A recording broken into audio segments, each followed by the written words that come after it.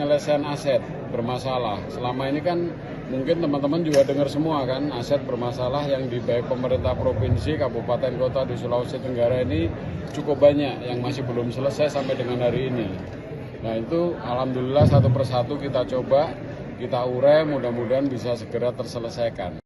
Komisi Pemberantasan Korupsi atau KPK Republik Indonesia meminta pemerintah daerah se-Sulawesi Tenggara lebih kreatif mengelola pendapatan asli daerah di tengah penurunan transfer anggaran dari pemerintah pusat. Hal tersebut disampaikan Direktur Koordinasi dan Supervisi Wilayah 4 KPK RI, Edi Suryanto dalam rapat koordinasi pencegahan korupsi terkait pelayanan publik di bidang pertanahan dan pengelolaan aset barang milik daerah di ruang pola kantor Gubernur Sultra pada Kamis 7 Mei 2026.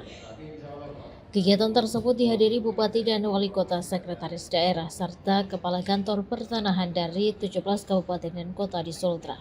Edi mengatakan terdapat 3 fokus utama yang menjadi perhatian KPK dalam rakor tersebut. Di antaranya perbaikan pelayanan publik di bidang pertanahan. Kemudian penyelesaian aset bermasalah di daerah yang hingga kini masih banyak belum tuntas. Terkait aset bermasalah, masih banyak yang belum selesai di tingkat kabupaten dan kota.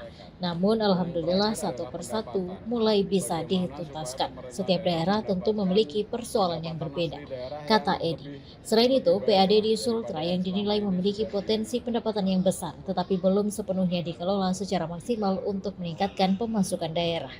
Menurut Edi, kondisi ekonomi nasional saat ini turut berdampak pada berkurangnya nilai transfer anggaran dari pemerintah pusat ke daerah akibat penyesuaian fiskal nasional. Karena itu, pemerintah daerah diminta lebih inovatif dalam menggali sumber pendapatan, namun tetap sesuai aturan dan menghindari praktik korupsi. KPK akan terus melakukan pengawasan terhadap pengelolaan aset dan potensi pendapatan daerah agar tidak menimbulkan celah korupsi. Dengan adanya penurunan transfer ini menjadi peluang sekaligus tantangan bagi daerah untuk lebih kreatif mengelola sumber daya yang ada guna mencegah tindak pidana korupsi. Jelasnya, sementara itu staf ahli bidang Partisipasi Masyarakat dan Pemda Andi Tenri Abeng menyampaikan kesiapan pihaknya untuk mensinkronkan program kerja bersama KPK dan pemerintah daerah. Ada 9 program prioritas yang menjadi fokus kerjasama, diantaranya integrasi nomor identifikasi bidang atau NIB tanah dengan nomor objek pajak, integritas layanan pertahanan dengan mall pelayanan publik, lalu percepatan pendaftaran tanah hingga penyesuaian rencana detail tata ruang yang terintegrasi dengan sistem online Sinjal Submission. Selain itu terdapat program sensus pertanahan berbasis geospasial, integrasi kawasan pertanian pangan berkelanjutan dalam RT RW, optimalisasi pangan gugus tugas reforma agraria, serta pengembangan zona nilai tanah. Melalui program tersebut, ia mengatakan peningkatan PAD, percepatan investasi dan perizinan usaha, serta peningkatan kualitas layanan pertanahan kepada masyarakat. Kolaborasi ini diharapkan dapat meminimalkan konflik pertanahan, meningkatkan akurasi data, serta memperkuat perlindungan aset daerah, pungkasnya.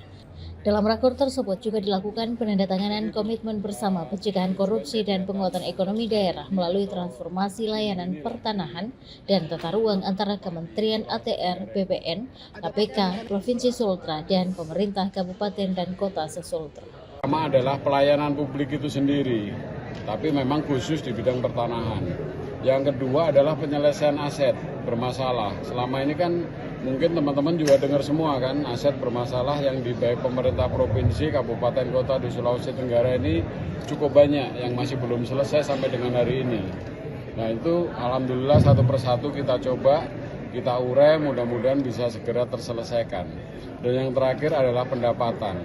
Bagaimana supaya pemerintah daerah mendapatkan pendapatan asli daerah yang lebih baik lah daripada yang selama ini sudah diterima atau sudah didapatkan.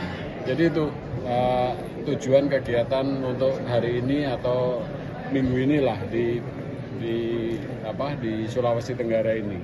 Ada penekanan.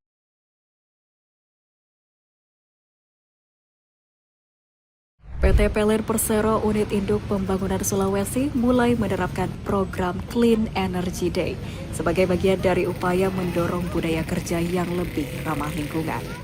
Program yang dilaksanakan setiap hari Jumat ini mengajak seluruh pegawai untuk berjalan kaki apabila memungkinkan, beralih ke kendaraan listrik, transportasi umum, dan bersepeda. Meski dilaksanakan sekali dalam sepekan, program ini dinilai mampu memberikan dampak positif yang nyata. Dalam mendukung agenda transisi energi nasional, PLN UIP Sulawesi mengimplementasikan program Clean Energy Day dengan mendorong penggunaan electric vehicle atau EV di lingkungan kerja. Program yang diluncurkan secara nasional ini menjadi bagian dari langkah PLN dalam memperkuat ekosistem electrifying vehicle dengan mengajak pegawai meminimalisir penggunaan BBM. PLN UIP Sulawesi menilai langkah ini sebagai bentuk nyata kontribusi perusahaan dalam menekan emisi karbon.